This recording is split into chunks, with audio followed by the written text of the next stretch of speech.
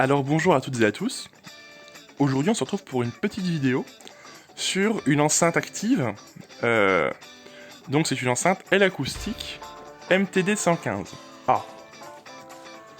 Alors, on va commencer par la chaîne du son pour vous expliquer le principe d'actif-passif.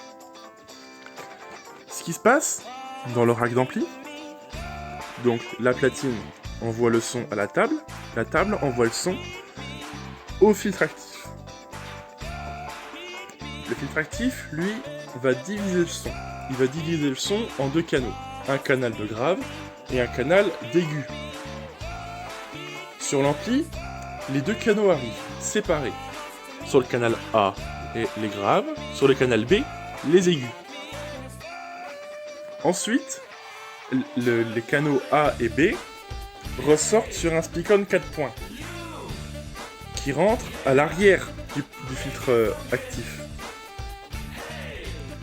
Ensuite, il y a un limiteur qui fait en sorte que quand le signal en sortie d'ampli est très puissant au point d'abîmer l'enceinte, ça va réduire le gain qui est envoyé dans l'ampli pour protéger l'enceinte. Voilà. Ensuite, tout sort sur un speak-on 4 points, donc une paire pour les graves, une paire pour les aigus. Ce qui emmène ensuite à l'enceinte, et l'enceinte active, du coup, n'a que l'haut-parleur à l'intérieur. L'enceinte n'a pas de filtre à l'intérieur. Cette enceinte-là ne comporte qu'un haut-parleur et des fiches speak-on. C'est tout ce qu'il y a à spécifier en acoustique là-dedans. Il n'y a que ça. Y compris de la mousse, mais ça nous intéresse pas. Voilà, ça c'est de l'actif. Ce n'est pas une enceinte amplifiée. Faut faire la différence. La différence entre une amplifiée et une enceinte active, c'est que l'enceinte amplifiée a l'amplificateur à l'intérieur. Voilà, c'est plus simple de dire les choses comme ça. Une enceinte active fonctionne via un filtre actif en amont de l'ampli qui lui gère le son. Le filtre actif gère le son, l'ampli amplifie le son, et l'enceinte, elle, fait ce que l'ampli veut. Elle ne corrige pas le son en elle-même. C'est un processus de diffusion qui est usé pour les professionnels. C'est un vrai bon dispositif. C'est beaucoup plus simple, et avec les filtres de protection, comme celui-là, oui c'est ça. Avec le filtre actif de protection, c'est beaucoup plus simple. On est sûr de ne jamais trop envoyer. Par exemple, avec un filtre, avec une diffusion. Nos enceintes, elles peuvent faire environ... Bah, tiens, comme le Nexo. Voilà. Pardon. Comme le Nexo. Le Nexo fait 1000 watts, environ. En passif. Mais si j'envoie 1000 watts de grave, les haut-parleurs, ils vont sauter. Si j'envoie 1000 watts de médium, les haut-parleurs, ils vont sauter. Si j'envoie 1000 watts d'aigu, les haut-parleurs, ils vont sauter. C'est la même chose. C'est l'inconvénient du passif, c'est qu'on ne peut pas gérer ce qu'on envoie. On envoie un son qu'on a égalisé et que le processeur a corrigé. L'ampli, lui, envoie. Mais on ne peut pas contrôler ce qui est envoyé. On ne peut pas dire « Oh, envoie moins vers les boomers de grave ». Je vulgarise pour vous, mais... envoie moins vers les boomers. On ne peut pas lui dire ça. Il faut vraiment corriger le son en amont de tout ça, pour protéger les haut-parleurs de grave. Donc ça a des avantages comme des inconvénients. Par exemple, là pour la diffusion et l'acoustique, je n'ai qu'un ampli pour deux enceintes, parce que les enceintes sont en série. Enfin en série. Elles sont en chaîne, parce que je n'ai qu'un ampli et qu'un processeur pour deux enceintes. Du coup, la première enceinte entre en in depuis l'ampli, enfin depuis le processeur connecté à l'ampli. Ensuite, ça sort en out qui rentre dans la deuxième enceinte. Donc ça me fait une diffusion mono. Mais pour mon activité, ça me correspond entièrement à... Voilà.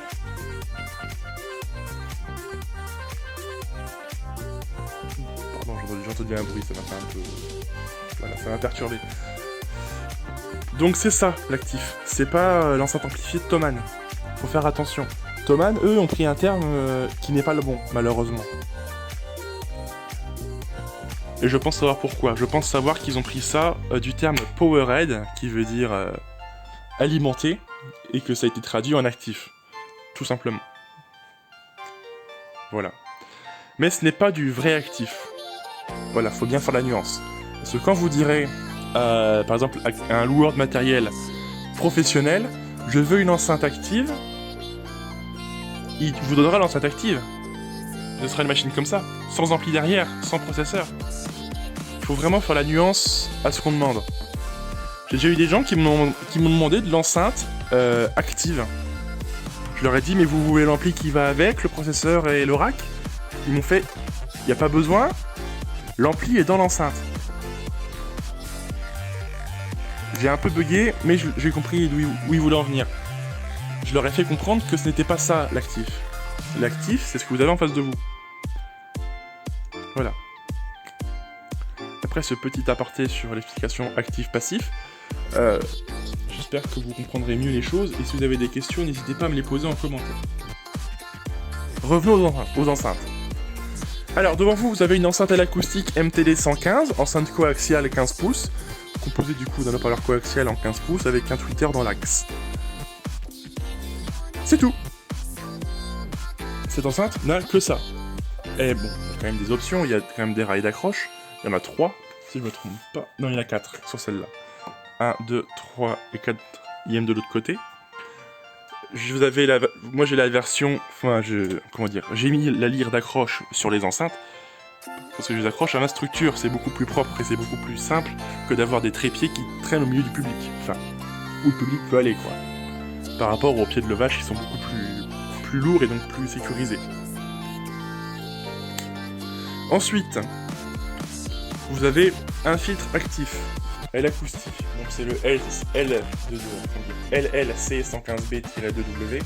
Alors, c'est pas le filtre pour les MTD 115A, c'est pour les MTD 115B, mais c'est la même enceinte.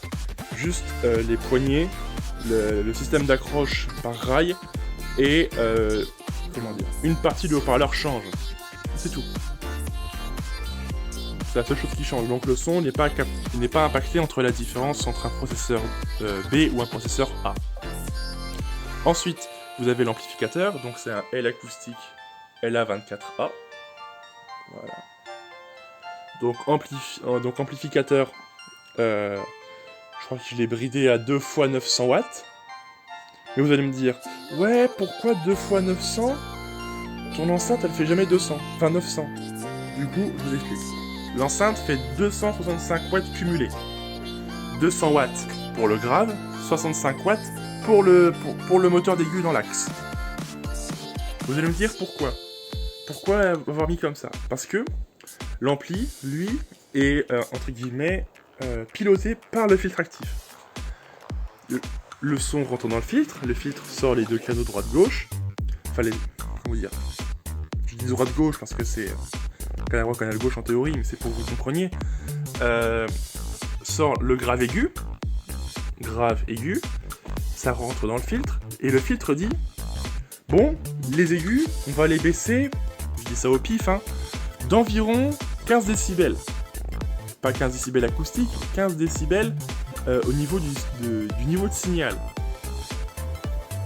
Donc, le son d'aigu sera beaucoup moins fort, ce qui fait que quand le signal là est à fond, là, en sortie, j'aurai mes 65 watts. Simplement. Et je n'aurai pas 900 watts d'aigu. Ce serait complètement débile. Donc, pareil pour le grave. Le grave, ça dit, le processeur peut dire, bon, le signal de grave, on l'envoie à moins 10 décibels. Décibels toujours niveau de signal. L'ampli, pas de souci. On lui envoie moins 10 ou 0 décibels, lui il amplifie quand même. Peu importe son ratio. Enfin, peu importe son niveau, quoi. Il amplifiera quand même. Donc l'ampli va amplifier. Sans souci.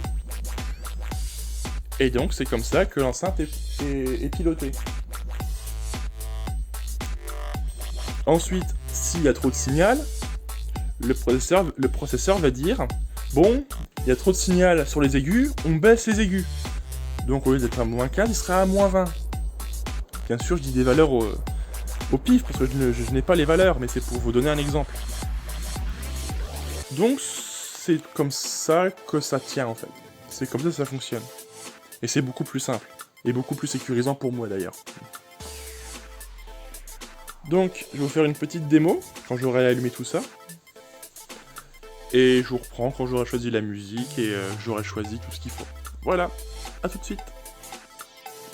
Alors, nous revoilà pour le test de l'enceinte à l'acoustique. Alors, tout est allumé, la musique est choisie.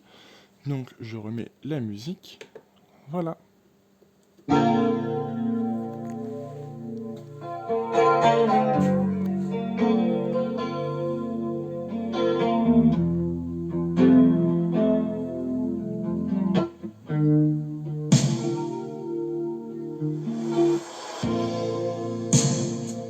I never meant to call you when you sorrow.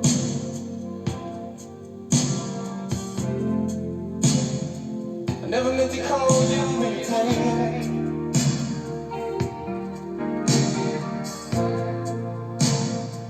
I'm the one who wants to see you laughing.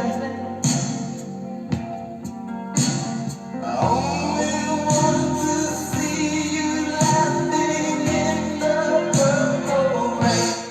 Purple rain, purple rain.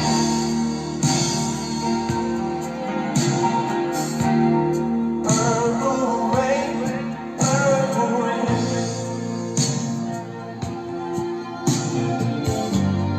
Purple rain. Bien sûr, ce test se fait sans modification du réglage basse, médium, aigu. Alors, je cherche une autre musique sympathique. Hop, mais c'est compliqué de trouver des bonnes musiques là-dessus. Je vous reprends quand je trouve une bonne musique. Let's go to rehab. I said no, no, no. Yes, I've been black, but when I come back, you're no, no, no. I ain't got the time to help my daddy fix some fine. So don't make me go to rehab. I won't go. I'd rather be at home wherever I ain't got 17 days. 'Cause there's nothing you can teach me that I can learn from this Thailand. I didn't get. Voilà, j'espère que cette vidéo vous a plu. Alors, je finis sur les points que j'ai oublié de préciser. L'enceinte fait environ 33 kg, 35 avec l'accroche. L'enceinte uniquement avec le fichier Speakon. Et c'est tout ce que j'avais à dire dessus. Alors, c'est une très bonne enceinte, même qui se fait un peu vieille. On trouve encore des pièces d'occasion. Enfin, des pièces de... pas d'occasion. De réparation, on trouve des pièces de rechange, facilement encore. Notamment les membranes pour les tweeters. Ce qui fait que c'était un bon investissement encore pour ces enceintes-là. J'en suis pas déçu du tout. Voilà. Je vous souhaite une très bonne journée, à très bientôt sur ma chaîne YouTube, et puis voilà. Au revoir.